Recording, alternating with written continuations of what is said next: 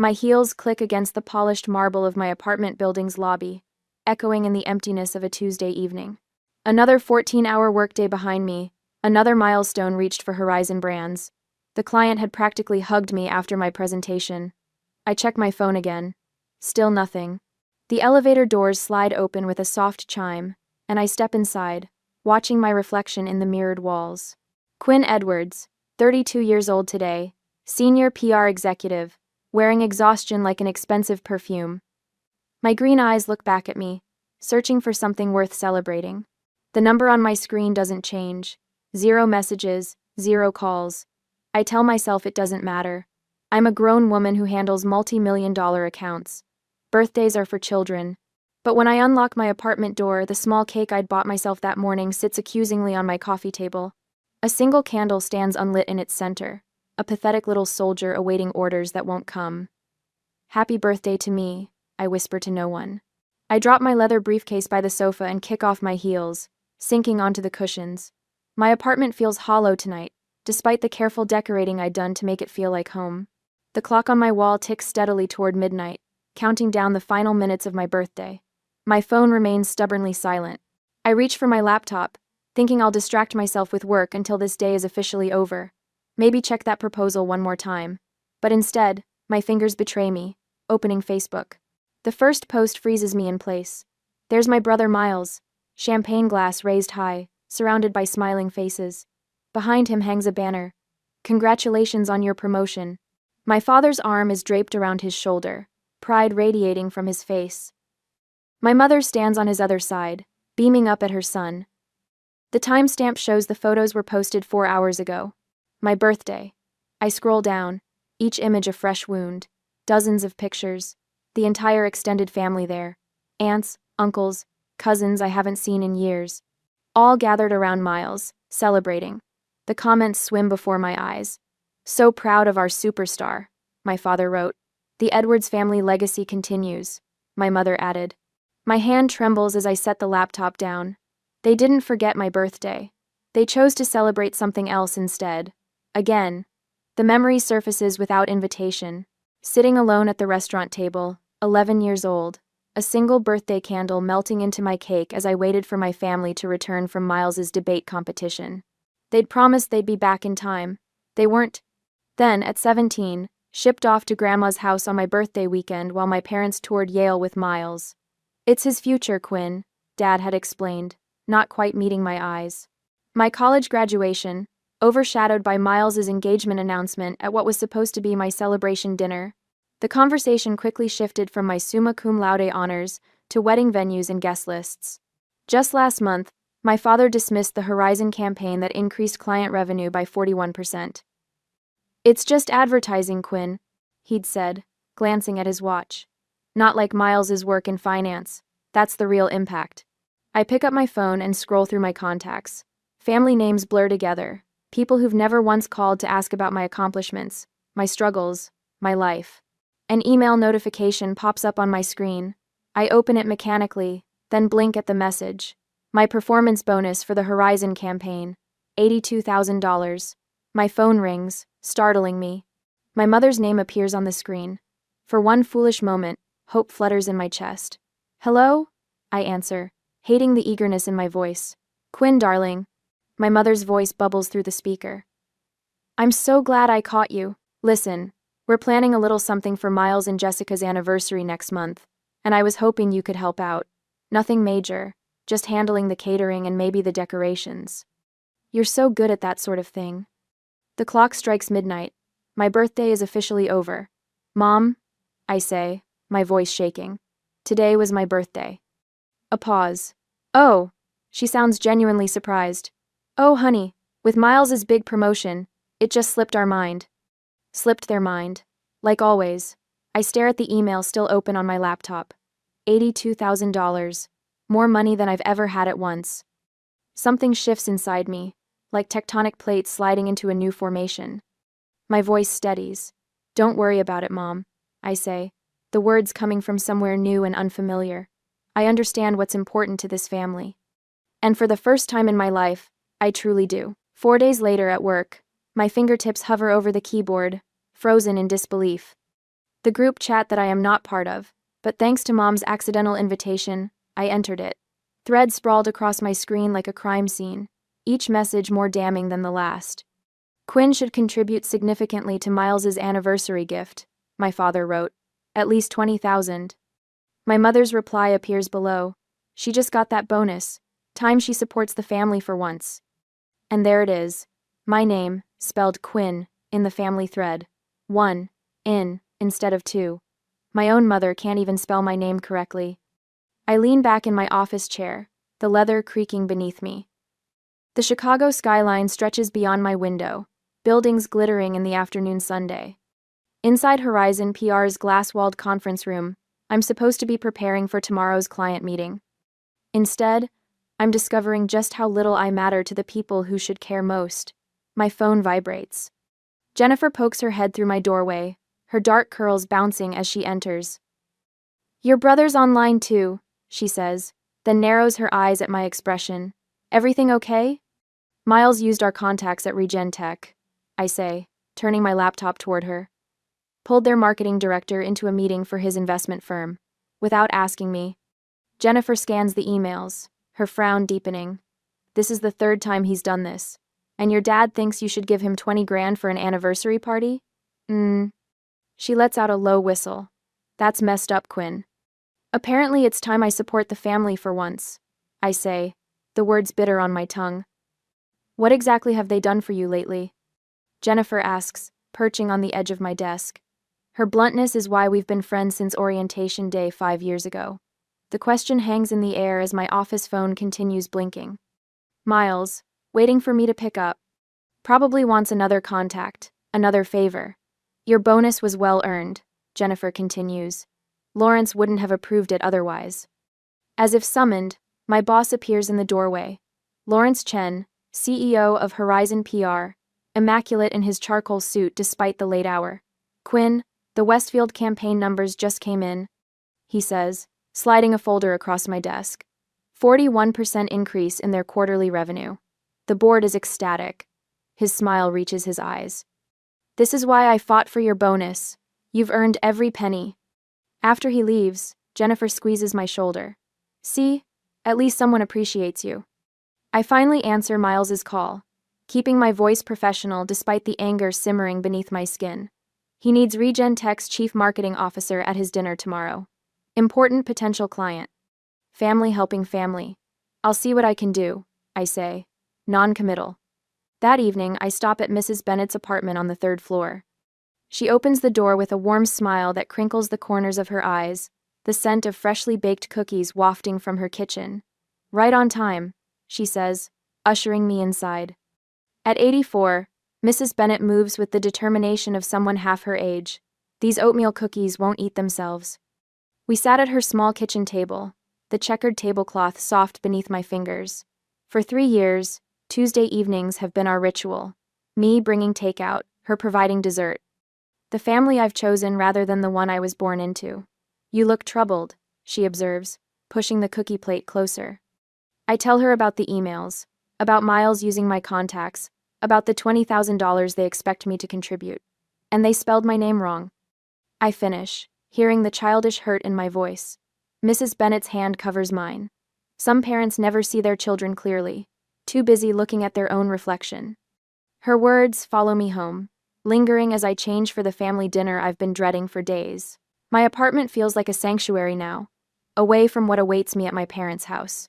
On Saturday evening, the Edwards family mansion looms over Lakeshore Drive, 3 stories of stone and privilege. Inside, my mother, Claudia, fusses with flower arrangements while my father, Richard, pours himself a scotch. Miles and his wife, Jessica, sit on the leather sofa, looking like a country club advertisement. Dinner progresses with the usual choreography. My father dominates the conversation, detailing Miles's recent promotion. My mother interjects with the perfect anecdote. I push salmon around my plate, waiting for the inevitable. "It comes with dessert. Quinn," my father says, setting down his coffee cup with authoritative precision. "We need to discuss your contribution to Miles and Jessica's anniversary celebration." The room seems to contract. All eyes turn to me. 20,000 would cover the venue and catering, he continues. As the only family member with a recent windfall, it seems appropriate. My mother nods, her pearl earrings catching the light. Family supports family, darling. The words trigger something in me. Family supports family. When had they supported me? I can't, I say quietly. My father frowns, not processing my refusal. I beg your pardon? I can't contribute $20,000. My voice steadies. That's a quarter of my bonus. I have other plans for it. Silence descends, thick and unfamiliar. No one in this room is accustomed to hearing no from Quinn Edwards. What other plans could possibly take precedence over your brother's celebration? My father's voice drops dangerously. My future, I answer simply. My mother's face crumples.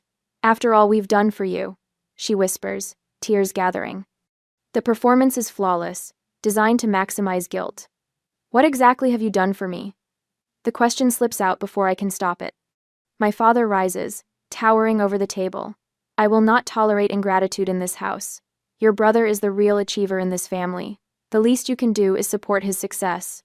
His words strike with precision, finding the bruise he's been pressing my entire life. I stand, legs unsteady beneath me.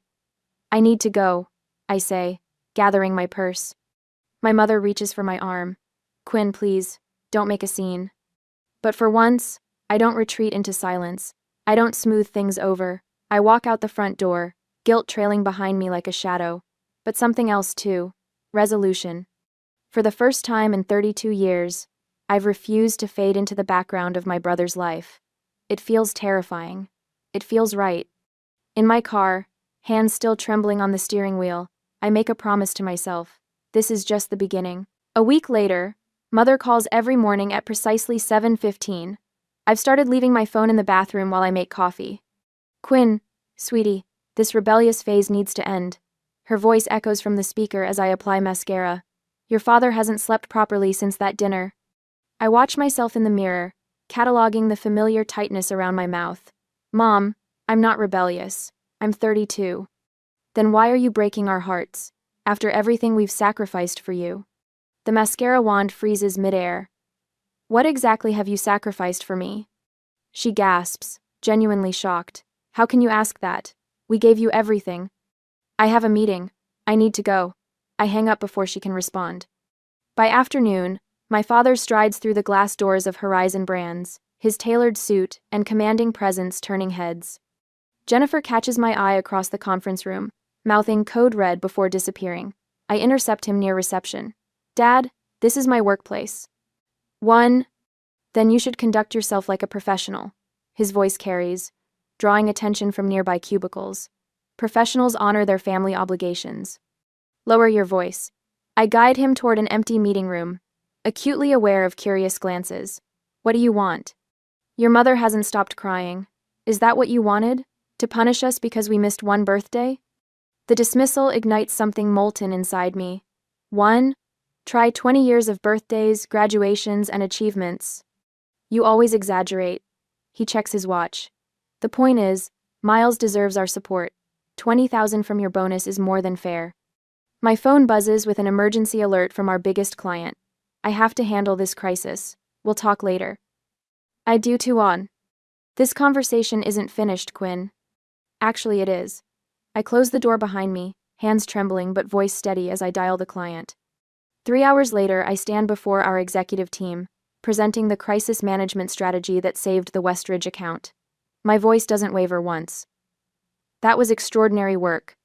Our CEO says afterward, hand on my shoulder. You just saved a $3 million account with that quick thinking. The client called me personally to sing your praises. Pride blooms warm in my chest, unfamiliar but welcome. Thank you. I appreciate that. Walking back to my office, I notice 6 missed calls from Miles and a text. Mom's crying every night because of you. Fix this. Fix. I silence my phone and turn to the stack of congratulatory emails from colleagues and clients. The contrast is stark. At work, I'm valued. At home, I'm an afterthought unless I'm giving something. 3 weeks after my birthday, I sit alone in a corner cafe, laptop open, a half-eaten slice of carrot cake beside me. At a nearby table, a group of friends surround a young woman wearing a paper crown. They laugh, offering gifts wrapped in shiny paper. Make a wish, Amanda. Someone calls as she blows out her candles. I watch their easy affection, the genuine celebration of her existence. The realization settles like a stone. I will never have this with my family. No amount of achievement will make them see me. My fingers hover over the keyboard. Without quite deciding to, I type, Lakefront Property, Michigan. The search yields dozens of results. I click on one, a 4-bedroom house with wide windows facing the water, wooden deck wrapping around 3 sides, mature pine trees offering privacy. Price, $365,000. I study the photos, something expanding in my chest with each swipe. This could be mine, my refuge, my choice. The next morning, I call a realtor and arrange a private viewing. 2 days later, I stand on that wooden deck, watching sunlight dance across the lake's surface. The owners are motivated sellers. The realtor explains. They've already moved to Arizona. I'll take it, I hear myself say. I can make a substantial down payment. Her eyebrows lift. Don't you want to think about it? Maybe bring your family to see it? No. The word feels clean, definitive. This is for me. Days later, the mortgage approval comes through quickly, thanks to my excellent credit. I sign papers in a quiet office, each signature feeling like a declaration of independence. Mrs. Bennett, my elderly neighbor who's shown more interest in my life than my mother ever has, accompanies me to the closing. You're doing the right thing, dear, she says, patting my hand as I receive the keys. Sometimes we need to build our own sanctuary. For the first time in weeks, my hands are perfectly steady. I spend weekends at the lake house, transforming it room by room. The walls fill with framed awards and photographs of moments I'm proud of: my college graduation, the team celebration, after landing the Westridge account, the magazine cover featuring my PR campaign. The master bedroom becomes my favorite space. I hang a small wooden sign on the door, the birthday suite. Inside, I place a reading chair by the window overlooking the lake, stack books I've always wanted to read on the nightstand, and splurge on the softest bedding I can find. On a bright Sunday, I type out housewarming invitations to Jennifer, my colleagues, and Mrs. Bennett. My finger hovers over my family contacts, a lifetime of conditioning urging me to include them. Instead, I press send, only to those who have celebrated my successes, who see me clearly. The action feels small but momentous, like the first stone in a foundation of boundaries I'm only beginning to build. That night, I sit on my deck, watching stars reflect on the dark water, phone deliberately left inside. For the first time in my adult life, I feel powerful. Not just successful or accomplished, but powerful in the way that comes from choosing yourself when no one else will. Tomorrow, the calls will continue. The guilt trips will intensify. But here, in this space that belongs only to me, their voices finally begin to fade. On Sunday, my thumb hovers over the post button. 3 deep breaths. Then, I press it. The photo isn't particularly special, just me on the new cedar deck, barefoot with a glass of Pinot Noir, Lake Michigan stretching blue and endless behind me. What matters is the caption, "Weekend at my new lake house, birthday gift, to myself." I set my phone screen down on the weathered wooden railing and lift my face to the golden Michigan sunset. The September air carries a hint of autumn, crisp against my skin. For 20 minutes, I simply breathe, watching light dance across gentle waves, while chickadees call from nearby pines. When I finally check my phone, the notification count stops me cold. 17 missed calls, 32 text messages. My mother has called 8 times in 15 minutes. I silence the ringer and slip the phone into the pocket of my jeans. Not today. Instead, I settle into the Adirondack chair I assembled myself yesterday, after writing invitations, and watch the sun sink lower, painting the water in shades of amber and rose. The lake house isn't enormous: 4 bedrooms, open kitchen, stone fireplace, but every inch belongs to me. Every decision, from the sage green exterior paint to the vintage brass doorknobs, reflects choices I made without seeking anyone's approval. My phone vibrates again, persistent as a wasp. When I glance at the screen, Jennifer's comment appears. "You deserve this and more. Can't wait to see it in person." Monday morning at work brings 6 voicemails from my mother, each progressively more frantic than the last. "Quinn, call me back immediately. Where did you get money for a house? Your father wants to know. This is completely irresponsible behavior. Call us. People are asking questions we can't answer. How do you think this makes us look? Your brother is driving to your work right now. You better be there. The final message arrives at 10 a.m. There's a family emergency meeting tomorrow night. We expect you there. Don't make this worse than it already is. I delete them all and make blueberry pancakes in my new kitchen. By afternoon, I've hung curtains in the master bedroom and assembled the patio furniture when my work phone rings. It's Jennifer. Your brother showed up at the office looking for you, she says without preamble. He seemed pretty shaken when I told him you'd taken the week off. Asked if I knew where you were. What did you tell him? That your whereabouts weren't my information to share. Then he got that Edwards family look, the one like I was the unreasonable one for respecting your privacy. I laugh, surprising myself with the sound. Thank you. Don't thank me yet. He cornered Devin from accounting, who mentioned something about Michigan. So heads up, they might figure it out. I gaze out at my lakefront property, where autumn leaves drift across fresh-cut grass. Let them. Saturday brings my improvised housewarming. Colleagues from the agency arrive with practical gifts and genuine smiles. My boss Greg brings an expensive bottle of Cabernet with a handwritten note, to celebrating yourself. We toast on the deck while watching boats drift by. Mrs. Bennett arrives last, her silver hair swept into an elegant bun. She carries a quilt made from fabric scraps in shades of blue and green. For your bedroom, she says, eyes crinkling with warmth. Every home needs something handmade with love. I blink back unexpected tears as she wraps her arms around me. I'm so proud of you, she whispers. We grill steaks and corn on the deck. Someone brings a portable speaker, and 80-second music mingles with laughter and conversation. I take photos of everything. Friends sprawled on new furniture, sunset reflections in windows, Mrs. Bennett teaching Jennifer how to properly fold napkins. I post these images too, each one highlighting the absence of my family, while showcasing the people who actually show up for me. Sunday evening, my father texts, "Where did you get house money?" Answer immediately. I pour another glass of wine and don't respond. On Monday, I came back to work, and the family gossip network was fully activated. My cousin Elaine calls, voice hushed with calculated concern. "Everyone's talking about your lake house," she says. "Aunt Claudia is beside herself. Uncle Richard wanted to call a family meeting, but you weren't there." "I was busy hanging shelves," I reply, surprised by my own calm. "Quinn." She pauses dramatically. "People are saying things." "What things?" "That you've been hiding money. That you're having some kind of breakdown. That this is all because you're jealous of Miles's success." I laugh then, a real laugh that bubbles up from somewhere new inside me. That sounds exactly like something my family would say. The call that finally comes Thursday night is from my mother. I answer on the fourth ring, settling into my porch swing. "Quinn, Elizabeth Edwards." She begins, voice tight with controlled fury. "This has gone far enough. The Petersons, the Carsons, even Reverend Wallace has asked about your situation." My situation?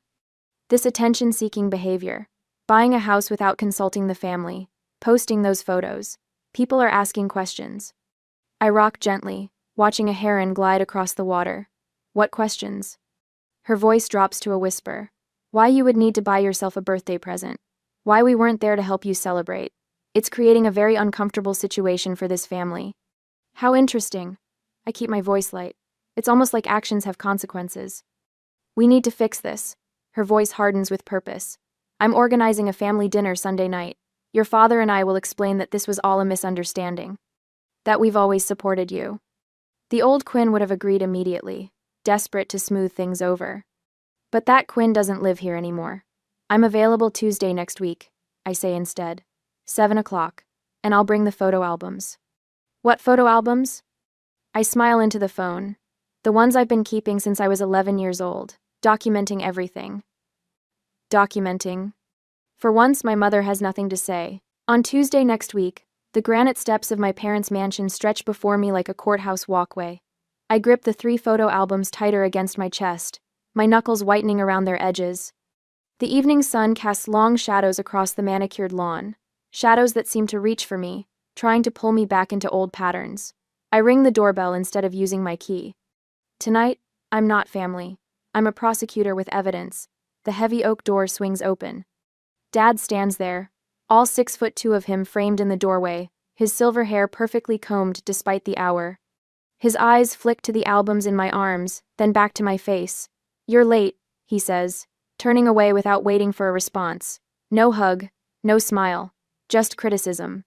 I follow him into the foyer where Mom waits, tissues already clutched in her hand. Her eyes are red-rimmed, makeup carefully applied to look like she's been crying without actually ruining her appearance. "Quinn," her voice breaks dramatically. "We've been so worried." I don't answer. The script is too familiar, her tears, my guilt, my eventual surrender. Not tonight. Miles appears from the living room, drink in hand.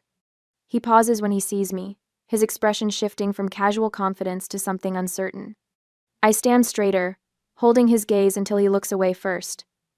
"Dinner's getting cold," Mom says, turning toward the dining room. The table is set with the good china, candles flickering in sterling silver holders. A peace offering, or a bribe. I place the photo albums on the sideboard and take my usual seat opposite Miles, diagonal from the head of the table where Dad reigns. "Your mother made your favorite," Dad says, serving himself first as always, beef Wellington. "It hasn't been my favorite since high school. Miles prefers it. Let's just cut to the chase," I say, leaving my plate empty. "I know why you called this dinner." Mom sets down her fork with a theatrical sigh. "Quinn, sweetheart, we're just concerned about your impulsive decisions. Buying that lake house without consulting us?"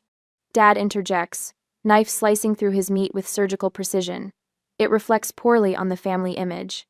Reckless spending, poor financial planning. "It was my bonus money," I say quietly. "Money that could have been invested properly," he continues as if I hadn't spoken, "or contributed to something meaningful for the family." Miles clears his throat. "Quinn, no one's saying you can't have nice things, but maybe selling it would keep peace in the family. Mom's been crying every night." Mom dabs at eyes that remain suspiciously dry. "You're breaking your mother's heart," she whispers. I push back my chair and walk to the sideboard. The album feels heavy in my hands as I return, placing it at the center of the table. "I brought something I thought you should see." Dad's mouth tightens. "We don't have time for scrapbooks." "Make time."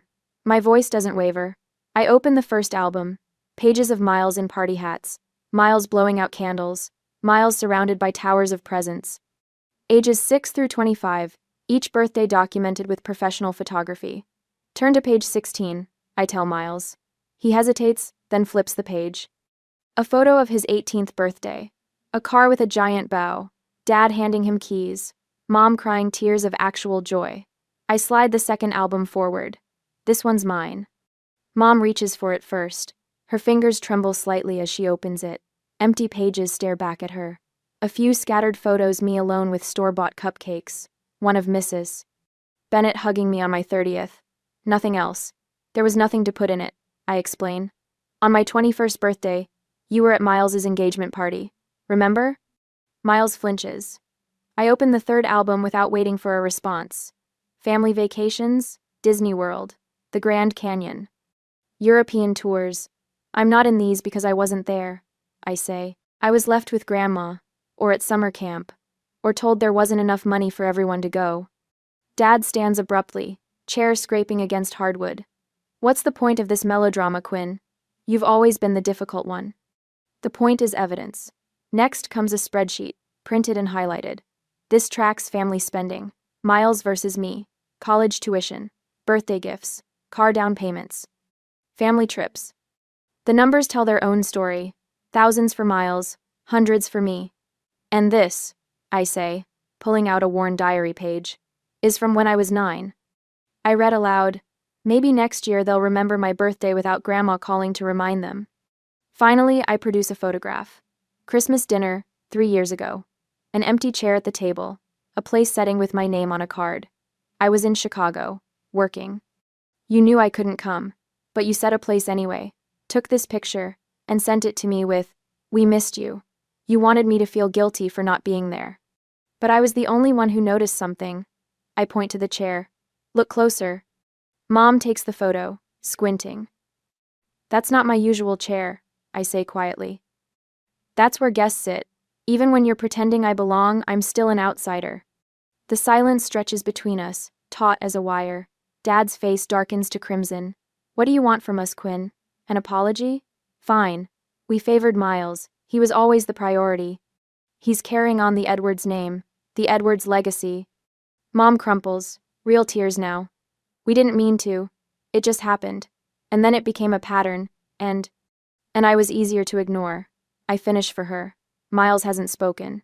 He's staring at a photo I deliberately placed at the edge of the table. Him at 8, surrounded by presents. Me at 6, watching from the background, mouth tight in a smile that doesn't reach my eyes. I stand, gathering my evidence except for the albums. Those I leave behind. I don't need your approval anymore. I say, voice clear and steady. I don't need your love or your attention or your validation. I waited 32 years for you to see me. I'm done waiting. I turn toward the door, shoulders straight, steps unhurried. Behind me, Miles calls my name. Mom sobs. Dad remains silent. I pause at the threshold, not looking back. The albums are yours to keep. Consider them a gift. The door closes behind me with a quiet click that echoes like thunder. A year later, on my birthday, the morning sun paints gold across my lake house deck as I arrange a tray of fresh fruit beside a champagne bucket. 33 candles waited on the cake. Jennifer insisted on bringing one for each year, plus one for luck. Need any help? Mark from marketing calls from the sliding door, balancing a platter of pastries. Just set those anywhere. I smooth my red sundress and check my watch. Everyone should be here within the hour. A year makes quite the difference. Last birthday, I sat alone in my apartment with a store-bought cake. Today, my deck bustles with colleagues and new friends, all here to celebrate me. My phone buzzes with congratulatory texts about my promotion to senior director. The timing feels poetic, announced yesterday, celebrated today. The lake sparkles beyond the railing, reflecting the sky that matches my mood. Dr. Levine, my therapist, would call this progress. Our weekly sessions have helped me understand the family dynamics that shaped me. Generational patterns, she calls them. Breaking them takes courage. Courage looks like spending Thanksgiving at a resort in Vermont instead of my parents' house. Like muting group texts when they turn manipulative. Like building my own traditions from scratch. Quinn! Jennifer raises her mimosa glass. To the birthday girl who taught us all how to choose ourselves. Glasses clink. Laughter ripples. I absorb the warmth of genuine connection, so different from the hollow performance of family gatherings. A car door slams out front. I know that engine sound. My brother's BMW. Miles stands awkwardly at the edge of the deck, holding a wrapped package. The party conversation dims as he approaches. Sorry to crash, he says. I wanted to give you this in person. We haven't spoken since the photo album confrontation. Since he watched his perfect family narrative crumble under the weight of evidence. Join us, I say, surprising myself with how much I mean it. Later, when the party moves indoors, Miles and I sit at the end of the dock. The package rests between us, still wrapped. Therapy's been eye-opening, he admits, watching a sailboat cut across the horizon. Dad still won't go, but Mom's trying. She talks about you differently now. And you? I ask. I never saw it until you showed us. How they erased you while spotlighting me. He pushes the package toward me. Open it. Inside is a framed photograph I've never seen before. Me at 7, perched on our old tire swing, laughing at something beyond the camera. Just me. Found it in Dad's storage boxes, Miles explains. Had it restored. Proof you existed, even when nobody was looking. My throat tightens. Not a solution, but a beginning. A knock at the lake house door pulls me back to the party. Through the glass, I see my mother standing alone on the porch, clutching a small bakery box. She insisted on coming, Miles says. I didn't tell her where until today. Mom's hands tremble as she holds out the box. Inside sits a cupcake with a single candle. Happy birthday, Quinn, she whispers, her rehearsed smile faltering into something more genuine. I brought carrot cake. You always liked that, didn't you? I did, she remembered. The party's winding down, I say, stepping aside. You can stay for cake if you'd like. Her relief is palpable. Small steps. After everyone leaves, I walk back to the dock as twilight settles over the lake. Last year, I spent my birthday staring at an empty inbox in a sterile cafe. Tonight, I'm surrounded by gifts chosen with care, echoes of laughter, and the beginnings of boundaries that protect without isolating. My phone chimes with a text from Mrs. Bennett. Did you enjoy your day, dear? I smile as I type my reply. For the first time, I truly celebrated myself.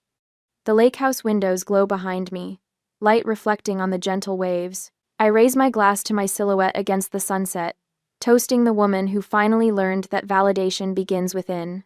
What gift have you given yourself that changed everything?